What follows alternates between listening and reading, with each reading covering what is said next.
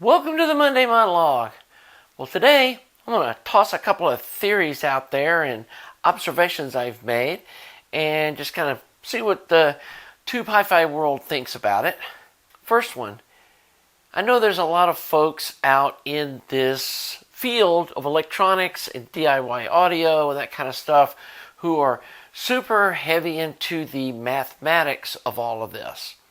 And it got me really thinking about that. There has to be a group of people like these folks that I'm talking about who see the world through math and like things make sense to them if it can be boiled down to a mathematical equation. And I think that's some of the kind of angst that I end up having with some of these folks is that's not how I see things. That's not how I rationalize things. I'm more of a visualization kind of person. Like, it's one of the reasons that I really like tubes is I can visualize all the elements inside it. And it makes sense because you've got like the plate, you've got the cathode, you've got an actual physical screen, and I can visualize the electrons where somebody, and I'll put the link up here and in the description, a book that was about designing preamps, and somebody suggested it, and I've been trying to read it, and clearly the guy who wrote this book, he sees the world as a mathematical formula. And I can understand how some people would be like that, but that doesn't mean that's the only way to get from A to B is through mathematics. And I also think there's a whole group of hobbyists that their real love isn't tube or audio, it's mathematics. I mean, they just love doing it. They think it makes sense to them. It brings them joy to sit down and calculate up all this stuff. And tube audio gives them an outlet to actually use mathematics in the world. Like, there's not a whole lot of math when you're gardening. There's not a whole lot of math if you're painting a picture.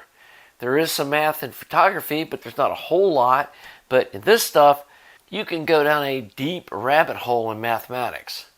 And I think that for some folks, that is what brings them joy.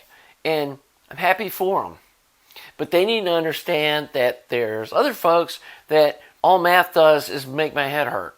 I mean, and I'm a math brain person, I feel like. I'm more of a science kind of minded person than like an English major or a language skills kind of person. And so I try to avoid it whenever possible. And I would just as soon experiment with soldering in 2 or 3 different resistors to get the voltage I'm looking for. And I do know Ohm's law, and I do some of that basic kind of math to kind of figure out, okay, we got this many volts across this resistor, this is how many watts we've got, and all that kind of stuff. And I can pretty much figure out like what cathode resistor value I need to put to hit this voltage with this current. But inevitably, I can look at the load line and pull the little things across, and then I put the resistor in, and it ends up being different. Not a lot, but different. And I end up having to adjust it to work in a real world amp anyway.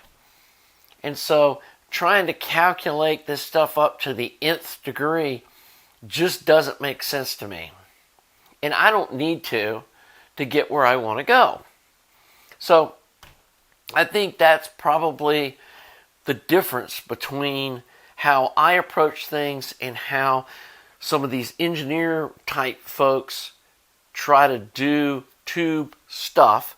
And it's probably why so many of you guys just get lost when they start talking, because what they're really wanting to do is figure out a way to inject math into the problem so that they've got some math to do, because that's what they really enjoy, is doing math. And again, there's nothing wrong with that, but it's just different. And I think like this book. I don't know if you can preview some pages inside it, but there'll be, a quarter of the page formula on trying to figure out something about a tube amp. And then at the end of the paragraph, he'll say something like, but in actual use, it's inaudible. Or in actual use, this doesn't really matter. But theoretically, I thought it was interesting.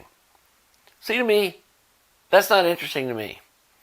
I could really care less about that stuff. I want to know what makes a difference. And there are a few gems that I picked up out of that book.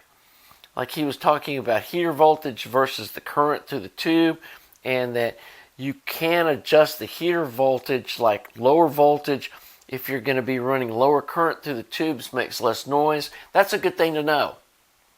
And that's something you can experiment with, and you don't need to mathematically calculate that. You can just put a resistor in line, drop the voltage down to like 6 volts from 6.3, then measure the results.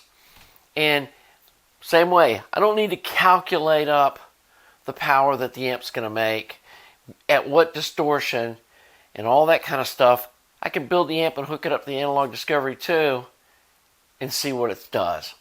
And at the end of the day, that's all that matters. You can do all the math you want, and if it doesn't put out what it's supposed to in the real world, hooked up to measuring equipment, then all the math you did doesn't matter.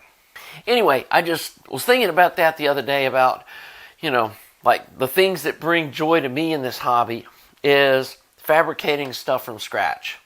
And I know I've told you this, that, doing these reviews on other people's gear and stuff isn't really what drives me. What drives me in this hobby is being able to take like a bare chassis and do the fab work to it and finish it, put all the wiring in it, try to make all the wiring super neat and really pretty inside, and that I'm creating something. And so everybody's in this for a different reason. Some people just want to listen to music, and this is a necessary evil because maybe they can't afford to go out and buy something like this Deckware amp. And I know you're looking at this, but we'll talk about that in a minute. The second thing is I started thinking about this, got tripped up when I was thinking about why did I need to replace the cables on my new turntable. And the ones that came with were perfectly serviceable. They were nice, low capacitance like the cartridge ones. But I just couldn't stand them being in my system, and I wanted to have some nicer looking cables with those really pretty Amphenol ends on it, and just nicer cables. And there's a part of me that knows that that's just goofy, that the ones that came with are going to work just fine. And I truly believe that if Panasonic thought some super duper double throwdown cables were going to make some huge difference, they would have included them with the turntable, because they don't want their turntable to not sound good, because people will just return them. And I know those cables are perfectly serviceable, but I had to replace them anyway, and basically replaced them with identical cables that just look nicer. So that got me to thinking about, is there something about the appearance of tube gear or audio gear in general that makes it sound better? And I know there's this whole preconceived thing, and that a lot of these sonic differences people say are like in your head, and that may be true, but they are in your head, and that's what we're listening to music with, is our head. And if it looking nicer sounds better, then what's wrong with that? And I'll give you an analogy. When you go to a restaurant, and you, especially a pretty fancy restaurant, and they bring out your plate of food, it needs to look nice. I mean, there's this whole thing of presentation that chefs deal with. And we're eating food with our mouth, we're tasting it with our tongue. Why does it need to look good? And the same's true like the smell. How strong the sense of smell is with how food tastes. And I can understand that part, but the whole appearance thing, how does that impact the way the food tastes? And like you could put like red food coloring on something or put black food coloring on something and nobody would eat it. Or if they eat it, they'd be gagging. And it tastes exactly the same. And like having things laid out on the plate where they're pretty. You don't have the right colors here and a little asparagus and all that stuff. And that does impact the way the meal tastes and our enjoyment of it. So why would audio be any different? And like people want to see the tubes. You can put these tubes on the inside and I guarantee there's people, the amp was exactly the same. They would say the one that you can see the tubes sounds better. When in reality, it's probably more microphonic and it's likely to sound worse. So, I think that's just something we need to be aware of and not be ashamed of. And like I was saying, having gear that's visually appealing to us and looks like it should sound really good is probably going to increase our enjoyment from listening to it. And I really don't think there's anything wrong with that. It's probably part of what the whole deal is with, the cable lifters made out of some porcelain by, a Greek goddess or whatever those guys are all about. It looks like it should sound better. And it's like this little attention to detail thing that I can see how people could hear it.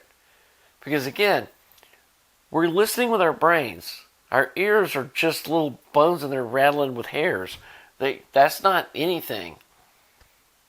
And I became acutely aware of this when I developed tinnitus because I'm hearing something that's not even there. And thankfully that's gotten much, much better. But probably a little bit of it's going to be with me for the rest of my life. It kind of comes and goes. Good days, I make sure I enjoy listening to music. But anyway, that's just a thought to toss out there too. That we probably should be striving to have nice looking gear that we appreciate the aesthetic value of and it's probably going to sound better to us. So, there's my two little topics for today. Like I said, I've got this little Deckware SE84 UFO. Viewer sent it to me to listen to and then run some tests on it, look inside it. Already looked inside it. They did a really nice job. It's not quite that point-to-point. I mean, it is point-to-point wired. It's not quite the way I would do it with tag strips and stuff, but there are some tag strips in it. But they've done a really nice job. It looks really high quality inside it. It looks different than the stuff I build and probably you build. But it is a commercial thing and they're having to try to manufacture them. So I understand why they laid a lot of this out like they did. It's got some really neat features that you'll find out when you watch the video, like what these switches do and stuff. Really cool stuff. Definitely gave me an idea too on how big a power transformer that they used on this amp versus the output transformers, which are inside, and that maybe I need to rethink the sizing of my power transformers on my single-ended amps. But we'll talk about that in another video. Listening to it so far, it really sounds nice. Especially if you're a triode person. I'm more of an ultralinear person. But even as a ultralinear person, it sounds nice.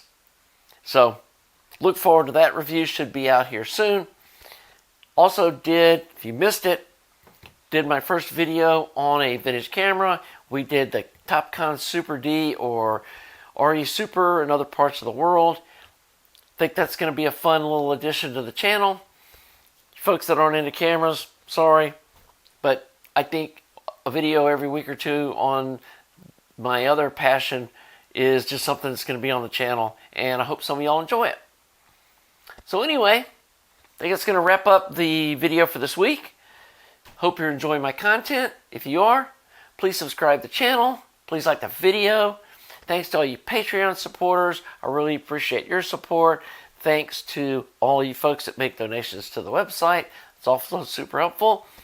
Thank you to you viewers that trust me sending me your gear for me to review so we can all share in learning about the different products that are out there. And I'll see you next week for the Monday Monologue.